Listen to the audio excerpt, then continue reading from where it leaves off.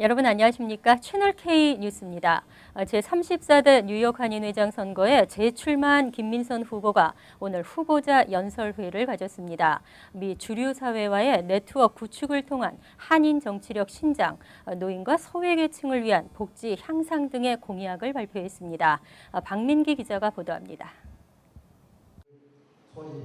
민승기 뉴욕 한인회장의 탄핵 이후 제34대 뉴욕 한인회장 선거에 재출마한 김민선 후보가 후보자 연설회를 가졌습니다.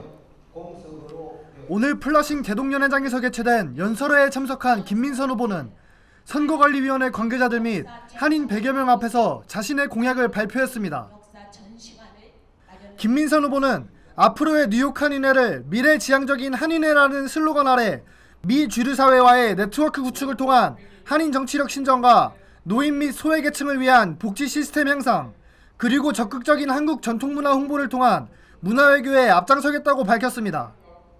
대외적으로는 이곳에 방문하는 타 민족들에게도 우리의 우수한 문화와 전통, 지난날의 피땀 어린 노력과 성취를 알리며 교류하는 자긍심 넘치는 홍보의 마당이 될 것입니다. 또한 김민선 후보는 공약은 꼭 지켜져야 하는 약속이라며 자신이 내세운 공약들을 꼭 실천하겠다고 강조했습니다. 저는 공약이란 반드시 지킬 수 있는 약속이어야 한다고 믿으며 지금까지 말씀드린 공약을 실천하는 한인회장이 될 것을 약속드립니다. 감사합니다.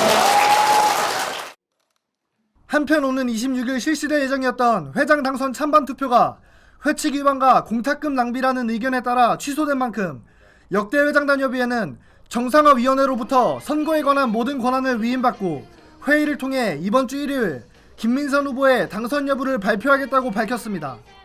채널 K 뉴스 박민기입니다. 가정정책자문위원회 정책 책임자로 활동해온 한인 2세 임원규 씨가 뉴저지 27선거구 공화당 주 하원 의원 후보에 출마합니다. 한인 사회에도 훌륭한 인재가 많지만 언어 장벽으로 인해 과소평가되고 있다며 커뮤니티의 의견을 경청하고 섬기는 리더가 되고 싶다고 밝혔습니다. 박민기 기자가 보도합니다. 가정정책자문위원회 정책 책임자로 활동해온 임원규 씨가 뉴저지 27선거구 공화당 주하원의원에 도전합니다. 한인 2세 임원규 씨는 뉴저지 리빙스턴 출신으로 포담대학에서 마케팅을 전공한 뒤 미식축구 코치로 활약하는 등 눈에 띄는 리더십을 보여왔습니다. 오늘 기자회견에 참석한 임원규 후보는 한인 사회에도 훌륭한 인재가 많지만 언어 장벽에 부딪혀 정부와의 원활한 의사소통이 힘든 것이 현실이라고 말하며 자신이 그들을 대변하고 한인 커뮤니티를 섬기는 리더가 되고 싶다고 밝혔습니다. My hope is to be a servant leader, and where that begins is listening to the community, taking on issues that matter. So when the question is asked, what can I do for the Korean community, or for that matter, the community of all the people in the 27th Legislative District, it starts with listening. It starts with taking on the issues that matter to the people in the community. 임 후보는 선거를 위해 앞으로 유권자들의 집을 가가호호 방문하며 자신을 어필하겠다는 계획과 동시에 오는 6월 선거를 위한 모금 파티를 개최한다며 많은 한인들의 참여를 부탁했습니다. 채널 K 뉴스 박민기입니다.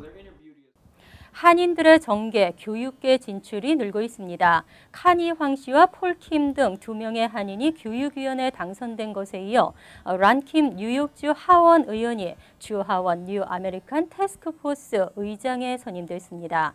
이민자 커뮤니티를 위한 정책 개발이 더욱 활성화될 것으로 기대됩니다. 란킴 의원실은 칼 헤이스티 하원 의장이 김 의원을 뉴 아메리카 태스크포스 의장에 임명했다고 밝혔습니다. 지난 2001년 설립된 뉴 아메리칸 태스크포스는 이민자 커뮤니티를 위한 정책과 프로그램 등을 조사하고 개발하는 주 하원 산하 기구입니다. 헤이스티 의장은 김 의원은 지난 2012년 한인 최초의 주 하원 의원으로 선출된 특별함을 갖고 있는 인물이라며 그가 뉴욕주의 다양성을 더욱 발전시키는 리더십 리더십을 발휘할 것으로 믿는다고 강조했습니다. 이에 대해 김 의원은 새로운 이민자들이 뉴욕주에서 성공적으로 정착할 수 있도록 노력할 것이라며 미국을 더욱 발전된 기회의 땅으로 만들기 위한 정책 개발에 총력을 쏟겠다고 포부를 밝혔습니다. 환경운동은 지역 주민들의 밀접한 공통 문제이기 이전에 적극적인 정책 입안과 실행이 우선시 되어야 합니다. 빌 드블라지오 뉴욕시장이 장기 환경 프로그램 청사진을 제시했습니다. 빈부격차 완화와 쓰레기 배출 감축 등이 골자입니다. 드블라지오 시장은 어제 브롱스에서 기자회견을 열고 뉴욕시 장기 발전 계획인 하나의 뉴욕, 강하고 정의로운 도시가 되기 위한 계획을 발표했습니다. 특히 이날 공개된 청사진에는 지난 수개월 동안 뉴욕 시민들로부터 공개적으로 모집한 제안과 여론이 수렴됐습니다. 뉴욕시는 이를 위해 한국어 등 7개 언어를 통해 온라인 제안을 접수했고 10여 차례의 커뮤니티 공청회와 전화를 통한 설문조사 등을 실시했습니다. 이번 원 NYC에서 가장 눈에 띄는 것은 빈곤 문제 해결과 쓰레기 배출 감축입니다.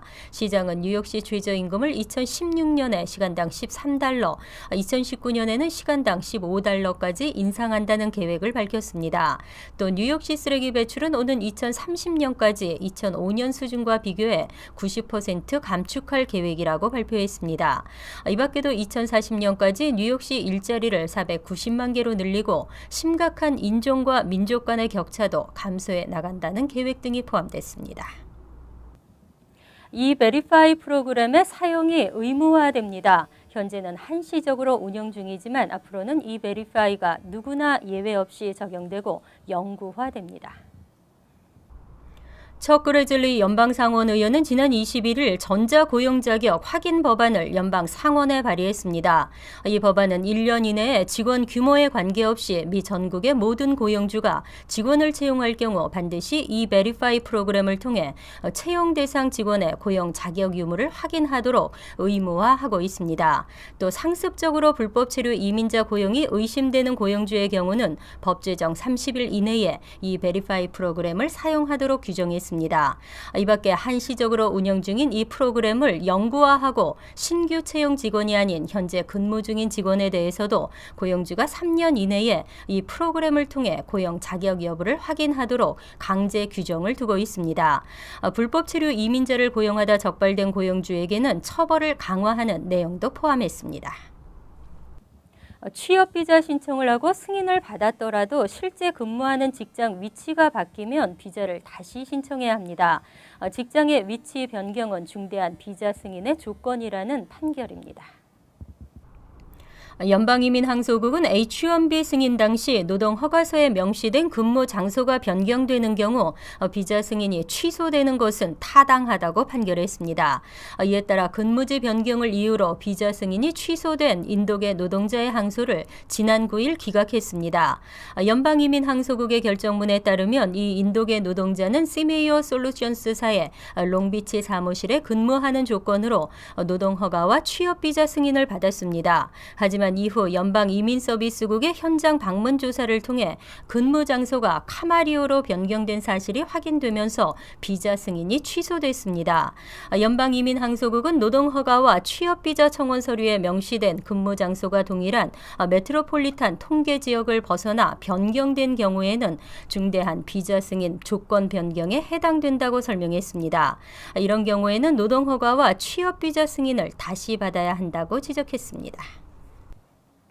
뉴욕주에서 표준시험 거부 사태가 심화되고 있습니다. 하지만 표준시험을 안 보면 연방 지원금이 중단될 수 있습니다.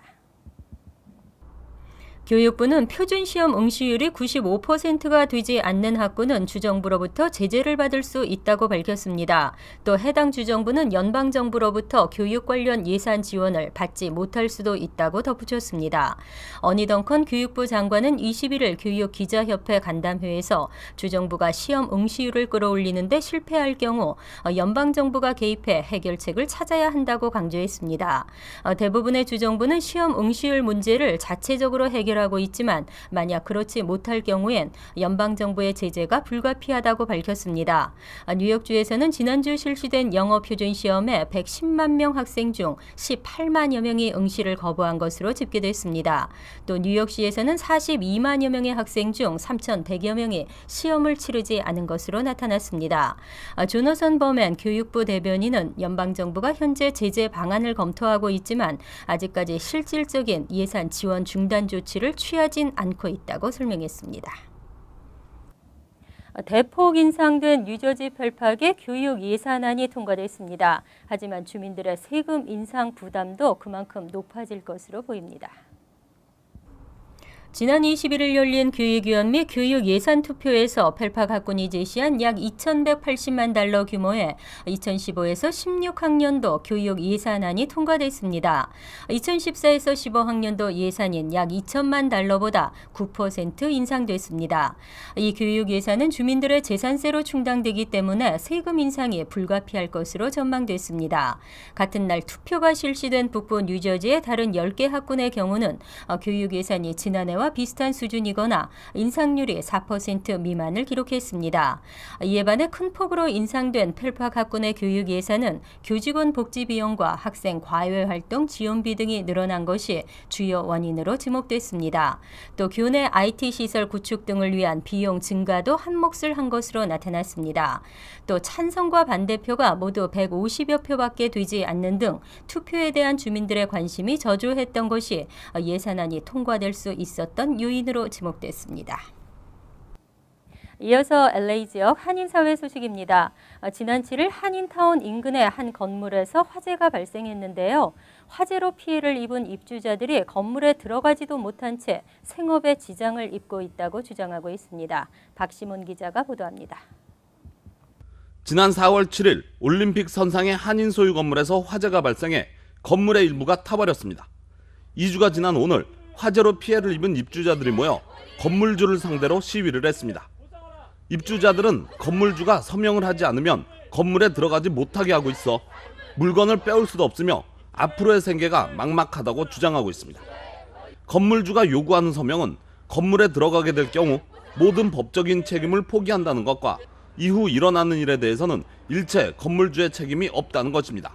그 페이퍼 안에는 입주자로서 테넌트로서의 모든 소송을 포함한 모든 권리를 포기하고 물건을 가져나가겠다라는 내용으로 입주자들의 변호를 맡고 있는 변호사는 전기와 화재 전문가들이 준비되어 있음에도 5월 15일까지는 건물에 들어갈 수 없게 하고 있다며 화재의 원인도 알아내지 못하고 있다고 밝혔습니다. The landlord is not letting us investigate this claim. We have experts, fire experts, electrical experts. We want to get in the building and we want to be able to investigate to see what the cause of this fire is. And the landlord's not letting us in until May 15th in order to do that. 한편 건물주의 입장을 알기 위해 수차례 연락을 취했으나 건물주는 전화를 받지 않고 있습니다. 80유닛의 이 건물은 대부분 한인들이 입주해 있으며 교회와 학교 등도 있어 저녁 시간에도 유동인구가 적지 않은 곳입니다. 입주자들은 현재 소송을 준비 중이며 건물주와의 협상도 기대하고 있습니다. MBC 뉴스 박시몬입니다. 월드리포트입니다. 일본의 엔저 현상이 계속되자 상대적으로 저렴해진 회사나 부동산이 인기입니다. 중국인과 인도인까지 몰리면서 부동산 투자에 한창입니다. 일본이 팔린다는 말까지 나올 지경입니다. 한 해 1억 명 이상이 찾는 회전초밥집 스시로. 일본의 식문화를 상징하는 대표적인 회전초밥집이지만 3년 전부터 주인이 영국계 펀드로 바뀌었습니다. 일본 내 3대 커피 체인점인 코메다 커피 역시 재작년 아시아계 펀드가 접수했습니다. 관광객들이 한 번은 들려간다는 오에도 온천도 미국 펀드에 팔렸습니다. 최근 3년 새 1달러당 엔화 가치가 40% 가까이 떨어지자 비교적 싼 값에 일본 기업을 사들일 수 있는 절호의 기회가 된 겁니다. 외국계 펀드뿐 아니라 외국인들의 개인 투자도 줄을 잇고 있습니다. 도쿄 미나토구 글로벌 타워 모델하우스, 일본 기업에 근무하고 있는 인도인이 구매를 저울질하고 있습니다. クオリティとプライスこれ比べるとこの世界のシティから日本のはもっといいと思います今も。 30대 중국인 남성도 학군이 좋아 임대 수요가 많은 분교구에 9억짜리 아파트를 샀습니다. メチが北京の方が高いです。 외국인들이 일본 부동산에 눈독을 들이기 시작하면서 도쿄 도심 지역을 중심으로 집값이 들썩이고 있습니다. 간추린 소식입니다. 한인 등 소수의 이민자들을 대상으로 전화나 이메일을 통해 피싱 사이트로 유도하는 이민 사기가 기승을 부리고 있습니다. 최근 이민 서비스국이 영주권 재발급과 갱신 신청을 온라인을 통해 할 수 있다고 밝히면서 이와 관련한 사기가 급증한 것으로 나타났습니다. 이에 전문가들은 이민국 직원이 직접 전화를 거는 경우는 거의 없다면서 이민국 웹사이트 주소를 철저히 확인하라고 당부했습니다. 30대 한인 여성이 실종 닷새 만에 숨진 채로 발견됐습니다. 뉴욕 업스테이트 하일랜드 경찰은 21일 오전 9시에 31살 최지수 씨가 사망한 채 발견됐다고 밝혔습니다. 경찰에 따르면 최 씨는 우울증을 앓고 있던 것으로 알려졌으며 지난 16일 오후 10시에 집을 나간 뒤 실종됐습니다. 경찰은 타살의 흔적은 없는 것으로 볼 때 자살로 추정된다며 자세한 사고 원인을 조사하고 있습니다. 맨해튼 연방지법의 존 켈틀 판사는 친이스라엘 단체가 메트로폴리탄 교통공사를 상대로 제기한 소송과 관련해 이 협회가 요구하는 광고판을 시내 버스에 부착하라는 명령을 내렸습니다. MTA는 해당 광고가 팔레스타인 무장단체 히마스가 유대인을 죽이고 있다는 문구를 포함하고 있어 테러리즘을 유발할 수 있다며 게시를 거부한 바 있습니다. 하지만 켈틀 판사는 광고 게재는 표현의 자유를 보장한 연방헌법의 보호를 받는다고 판결했습니다. 2015 학년도 가을학기 프리킨더가든 무상 교육 프로그램 접수가 내일 마감됩니다. 시교육청은 2011년 출생자를 대상으로 한 프리킨더가든 모집 총원 7만 명 중 현재 6만여 명이 지원했다고 밝혔습니다. 또 접수는 24일인 내일 마감된다며 희망자는 신청서를 빨리 접수하길 바란다고 당부했습니다. 한편 올해 학교 배정 통보는 6월로 예정됐습니다. 환율과 증권 소식입니다.